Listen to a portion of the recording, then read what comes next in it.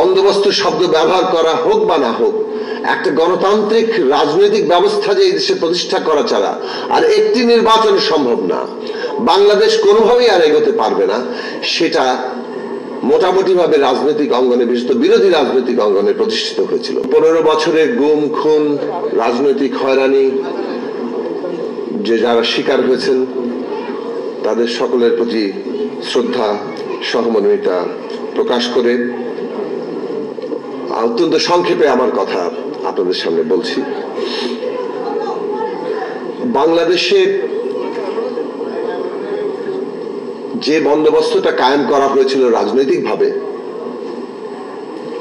অন্তত পক্ষে এই কথাটি আমরা গত 5 বছরে 1918 সালের পরে বেশ খোলাখুলি ভাবেই রাজনীতির ময়দানে এসেছিল যে এটা একটা ফ্যাসিস্ট বন্দোবস্তে পরিণত হয়েছে।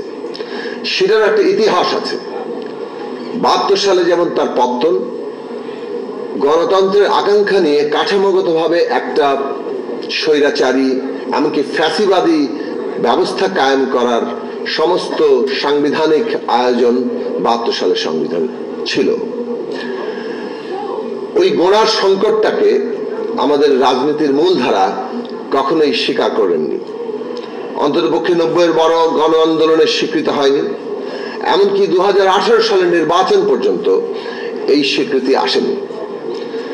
এই স্বীকৃতি জাতীয়ভাবে আজকে যারা এখানে বসে আছেন, বিশেষ করে রাজনৈতিক দিক থেকে বলবো, এসছে 18 সালের নির্বাচনের পরে। যখন বাংলাদেশে 14 এবং 18 সালের নির্বাচন করা যায়, 11 সালে পঞ্চদশ সংশোধনীর মধ্য দিয়ে সংবিধান যেটা জনগণের অভিপ্রায়, সেই অভিপ্রায় বদলে ফেলা যায়, অর্থাৎ জনগণের অভিপ্রায়ের ঊর্ধ্বে সংবিধানের একটা অংশ কতিপয় মানুষ তাদের যে স্বার্থ অথবা আকাঙ্ক্ষা সেটাকে স্থাপন করা হয়। সেটারও উপলব্ধি 11 সালেও ঘটেনি, কিন্তু 11 সাল 14 সালে 18 সালে পরিণত যখন হয়েছে, তখন সেই জায়গাটা রাজনৈতিক দিক থেকে এসেছিল যে বাংলাদেশে একটা ফ্যাসিস্ট বন্দোবস্ত কায়েম হয়েছে।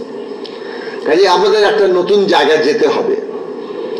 বন্দোবস্ত শব্দ ব্যবহার করা হোক বা না হোক, একটা গণতান্ত্রিক রাজনৈতিক ব্যবস্থা যে এই দেশে প্রতিষ্ঠা করা ছাড়া আর একটি নির্বাচন সম্ভব না, বাংলাদেশ কোনোভাবেই আর এগোতে পারবে না, সেটা মোটামুটি ভাবে রাজনৈতিক অঙ্গনে, বিশেষত বিরোধী রাজনৈতিক অঙ্গনে প্রতিষ্ঠিত হয়েছিল।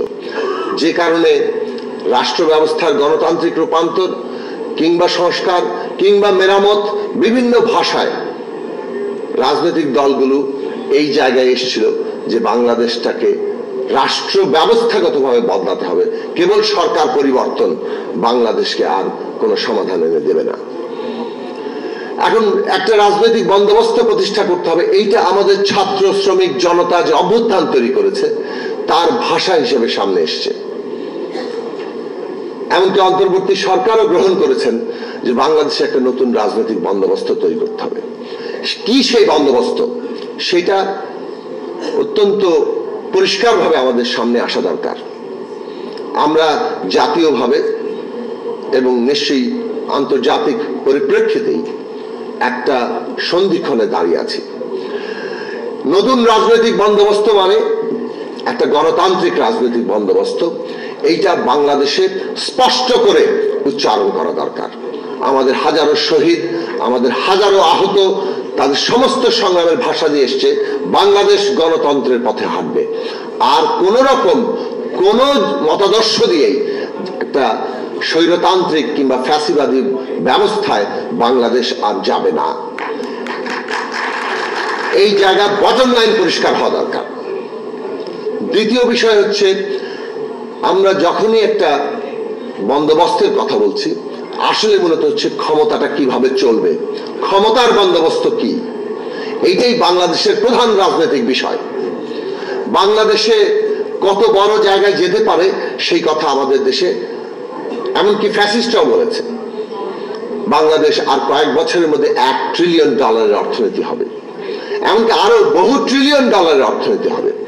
কিন্তু এই যে এত বড় একটা দেশ অর্থনীতির দিক থেকে, এত বিরাট জনসংখ্যার দিক থেকে, আয়তনে ছোট হলেও এই দেশ এই রাজনৈতিক ব্যবস্থা দিয়ে আর চলতে পারে কিনা, এটা ব্যবস্থাটা চালাতে পারে কিনা, ক্ষমতার এই বন্দোবস্ত এত বড় জিনিস ধারণ করতে পারে কিনা, পারে যে না সেটা ইতিমধ্যে প্রমাণিত।